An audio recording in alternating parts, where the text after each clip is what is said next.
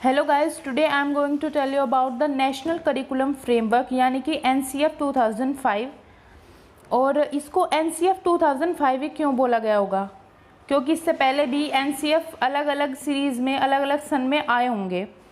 तो ये कितने NCF आज तक आए हैं, ये NCF बनाया क्यों गया है, NCF होता क्या है और इसका एजुकेशन सिस्टम में क्या कॉन्ट्रीब्यूशन है, ये सब चीज़ें हम इस वीडियो में डिस्कस करेंगे। मैं बेसिक की बात करूँ कि नेशनल करिकुलम फ्रेमवर्क ये होता क्या है, तो ये एक डॉक्यूमेंट है, एक करिकुलम है जो कि एजुकेशन सिस्टम जो है हमारा, इससे इसको गाइडलाइंस मिलती है बच्चों के भले के लिए, बच्चों के ओवरऑल डेवलपमेंट के लिए उन्हें क्या क्या चीज़ें फॉलो करनी चाहिए अपने एजुकेशन सिस्टम में, उन सब को ये नेशनल करिकुलम फ्रेमवर्क बताता है। और ये NCF जो है वैसे तो ये काफ़ी बड़ा डॉक्यूमेंट है और इसमें बहुत सारे पेजेस हैं, बट इस वीडियो के अंदर हम इसकी इम्पोर्टेंट सभी पॉइंट्स को डिस्कस करेंगे जो कि एग्ज़ाम पॉइंट ऑफ व्यू से काफ़ी इम्पोर्टेंट है, और इसका क्रक्स, इसकी समरी जो है वो इस वीडियो के अंदर कंप्लीट हो जाएगी।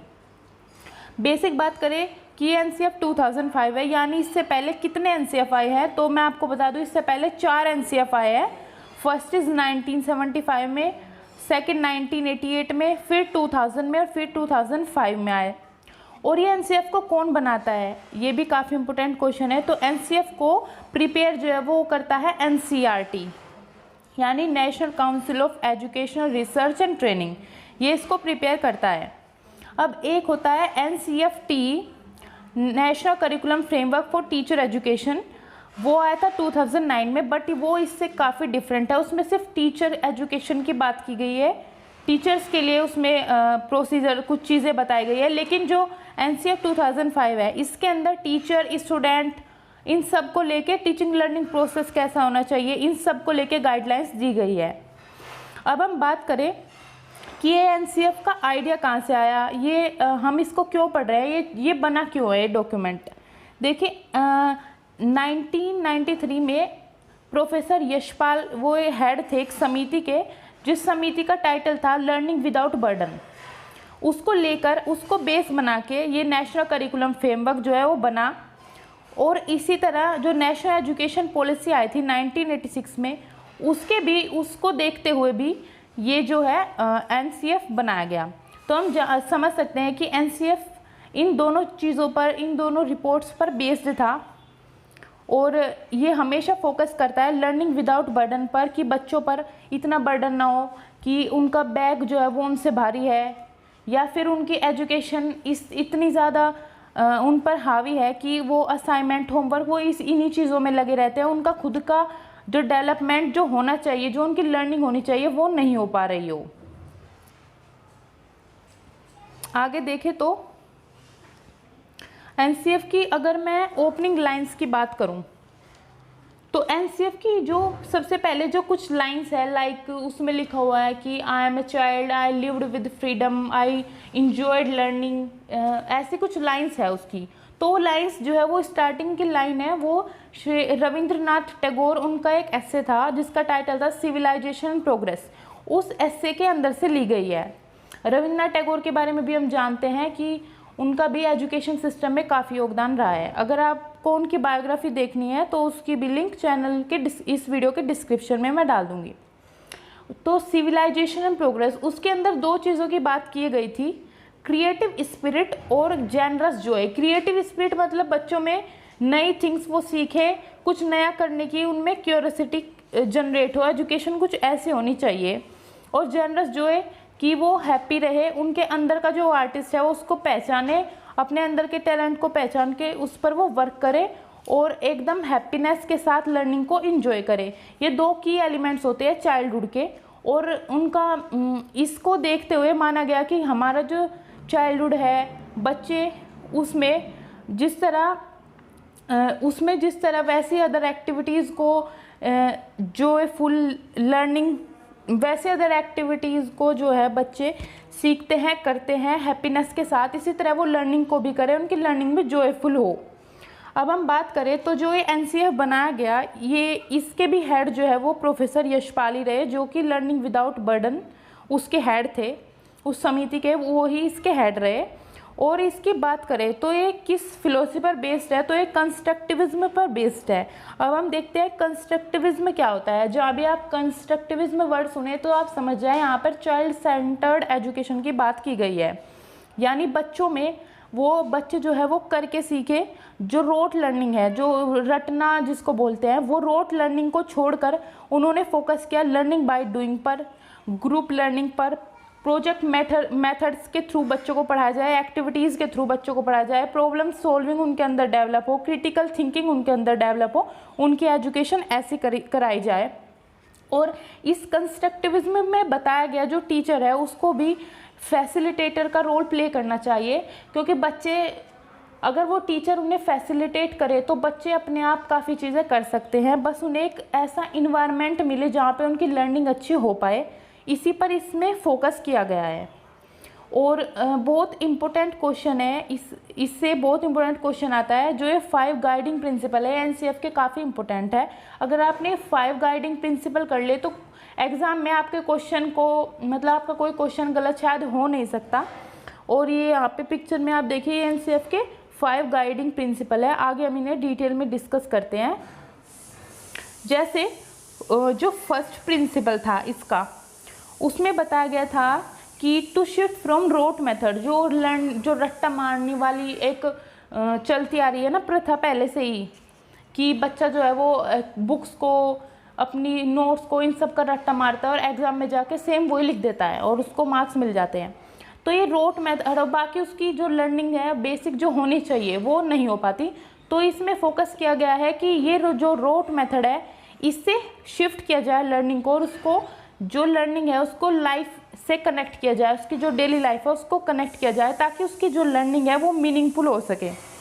सेकंड जो इसका प्रिंसिपल था वो था connecting knowledge to life outside. उसकी जो नॉलेज है वो ऐसे उसकी नॉलेज उसके अंदर डेवलप हो कि वो रियल लाइफ सोसाइटी के अंदर उन चीज़ों को देख पाए और उनसे रिलेट कर पाए।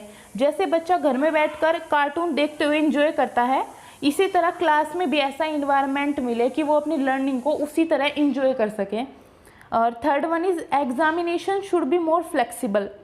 इसके अंदर उन्होंने कहा है कि एक होलिस्टिक अप्रोच होनी चाहिए, एक होलिस्टिक डेवलपमेंट होना चाहिए बच्चों का। इसी के थ्रू सीसी भी आया था, और होलिस्टिक डेवलपमेंट से उनका मतलब था PCSE, यानी फिजिकल, कोग्निटिव, सोशल और इमोशनल डेवलपमेंट। ये जितने भी एस्पेक्ट हैं ये इन सब का डेवलपमेंट हो बच्चे का। एग्जामिनेशन इस तरह नहीं होनी चाहिए कि उसके ऊपर प्रेशर रहे चीज़ों का और उसका डेवलपमेंट कहीं ना कहीं रुक जाए। फोर्थ ये बात करते हैं curriculum go beyond text book. जो करिकुलम है वो सिर्फ टेक्स्ट बुक तक सीमित ना रहे, वो आगे भी बढ़े। जैसे उसके करिकुलम में ऐसी चीज़ें हो कि जो टीचर है वो बच्चों को मल्टीपल एक्टिविटीज़ कराए, बच्चों में क्रिटिकल थिंकिंग डेवलप हो, प्रॉब्लम सॉल्विंग अप्रोच डेवलप हो, जिसको वो रियल लाइफ से भी आसानी से जोड़ सके। हमें एक लिटरेट के साथ साथ एक ऐसा स्टूडेंट चाहिए जो रियल लाइफ से चीज़ों को जोड़ पाए, सिर्फ उसे बुकिश नॉलेज ना हो। फिफ्थ की बात करें, जो फिफ्थ प्रिंसिपल था उसमें बताया गया कि nurturing and over riding identity, national value, democratic values, integrated approach, ये सब अप्लाई हो। अब जो हम बात करते हैं आइडेंटिटी की, नेशनल वैल्यूज़ की, तो इसमें मतलब है कि जो बच्चा है वो जैसे जो इन्फॉर्मेशन है वो नॉलेज में कन्वर्ट हो, सिर्फ उसके पास सिर्फ इन्फॉर्मेशन ना हो, वो उसके पास चीज़ों की नॉलेज हो, वो इन्फॉर्मेशन को अपने एक्सपीरियंस से जोड़ पाए, जो नॉलेज हो उसके पास उससे वो अदर नॉलेज भी क्रिएट कर पाए। और इंटीग्रेटेड अप्रोच से बोला जाता है कि टीचर बच्चों को इस तरह पढ़ाए ताकि वो दूसरे सब्जेक्ट को भी, जैसे मैथ्स को साइंस के साथ रिलेट करके पढ़ाया जाए, साइंस को हिस्ट्री के साथ, हिस्ट्री को फिजिक्स के साथ, इन सब चीज़ों को एक दूसरे के साथ रिलेट करके पढ़ाया जाएगा। तो ये इंटीग्रेटेड अप्रोच होगी तो बच्चे की लर्निंग काफ़ी अच्छी होगी। और बात करिए ओवर राइडिंग आइडेंटिटी की, डेमोक्रेटिक वैल्यू, नेशनल वैल्यू, उसमें नेशनल वैल्यू क्रिएट हो, उसे पता हो उसके लिए क्या सही है क्या गलत है, और वो समझे कि अगर सामने वाला कुछ कह रहा है तो उसके ओपिनियन को वो सुने, चाहे वो ये ना समझे कि ये तो कुछ भी बोल रहा है। दूसरों के ओपिनियन को समझे, जाने, दूसरों की बात सुने, फिर अपनी बात रखे, यानी वो we can agree to disagree, ये सेंटेंस है, इस तरह की चीज़ों को फॉलो करे। और एक जिसको बोलते हैं एक समझदार इंसान वो बने एजुकेशन के थ्रू। आगे इसमें और भी चीज़ों की बात की गई, जैसे कुछ 9 सब्जेक्ट्स, वो आप सब देख सकते हैं। कुछ 9 सब्जेक्ट्स के बारे में, जैसे साइंस है, उसकी पेडागोजी, उसको पढ़ाना कैसे है, टीचर क्या क्या मेथड अपनाए, ये सब चीज़ें, ऐसे ही 9 सब्जेक्ट उसके अंदर दिए गए हैं। काफ़ी बड़ा डॉक्यूमेंट है। तो उसमें बताया गया है कि टीचर को क्या क्या अप्रोच रखनी चाहिए जब वो बच्चों को पढ़ाते हैं, टीचिंग लर्निंग प्रोसेस को वो इंटरेस्टिंग और क्रिएटिव कैसे बना सकते हैं। इसमें बात की गई है कि जो क्लास का टाइम है वो अप्रोक्स 35 मिनट्स होना चाहिए। इसको उसमें आइडल टाइम माना जाता है, क्योंकि नॉर्मली हमारा ब्रेन भी आधे घंटे अप्रोक्स एक किसी चीज़ पर फोकस कर सकता है, उसके बाद थोड़ा डल फील होता है। तो बच्चे थोड़ा सा ब्रेक लेके अगले जो क्लास के अगले पीरियड की तरफ बढ़े, और उनका टाइम ज़्यादा भी ना हो और कम भी ना हो। 35 मिनट्स को आइडल टाइम मानते हुए इसमें रखा गया है। और अगर लैंग्वेज की बात की गई तो इसमें बोला गया है कि जो मदर टंग होगी बच्चे की, उसी में ही उसको पढ़ाया जाए। एटलीस्ट प्राइमरी लेवल तक उसे उसकी मदर टंग में ही पढ़ाना चाहिए। और 3 लैंग्वेज फार्मूला जो कि हर किसी उसमें जो कि नेशनल एजुकेशन पॉलिसी में भी बताया गया है कि 3 लैंग्वेज उसको आनी चाहिए। फर्स्ट तो बेसिक उसकी मदर टंग होती है, सेकंड हिंदी या इंग्लिश में से उसको एक लैंग्वेज आनी चाहिए, और थर्ड कोई भी मॉडर्न लैंग्वेज। और ये तीनों लैंग्वेज जो है वो इंडिया के अंदर बोली जाने वाली हो या इंडियन लैंग्वेज होनी चाहिए। तो ये मदर टंग में ये जो लैंग्वेज 3 लैंग्वेज फार्मूला उन्होंने दिया, इसका भी एनसीएफ के अंदर सपोर्ट किया गया और बताया गया कि इसको अप्लाई करना चाहिए। और लास्ट उसमें बोला गया है कि जैसे मल्टीलिंग्विज्म ये क्लास के अंदर होना चाहिए। इसको हम एक प्रॉब्लम ना देखते हुए एक रिसोर्स की तरह यूज़ करना चाहिए, टीचर को भी और बच्चों को भी। जैसे क्लास में हर तरह के बच्चे होने चाहिए। कोई बच्चा अगर पंजाबी बोल रहा है, कोई गुजराती बोल रहा है, तो उसको हम एक प्रॉब्लम ना मानते हुए उसको एक रिसोर्स की तरह यूज़ करें। और मल्टीलिंग्विज्म का भी काफ़ी फ़ायदा, और क्लास में इस तरह वैरायटी आएगी, विविधता आएगी, और उसके बीच में टीचर को सभी बच्चों को पढ़ाना है। तो ये इसमें बोला गया है कि इसको सपोर्ट करें, इसको मोटिवेट करें, प्रोमोट करें मल्टीलिंग्विज्म को।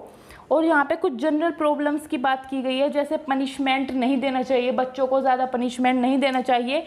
उनको ऐसा ना लगे कि वो डरते हुए एजुकेशन या डरते हुए पढ़ाई ना करे, या फिर जो क्लास में आते हुए उन्हें डर ना लगे टीचर से, या वो ये ना समझे कि अगर मैंने कुछ गलत बोला तो मुझे इसका पनिशमेंट मिलेगा।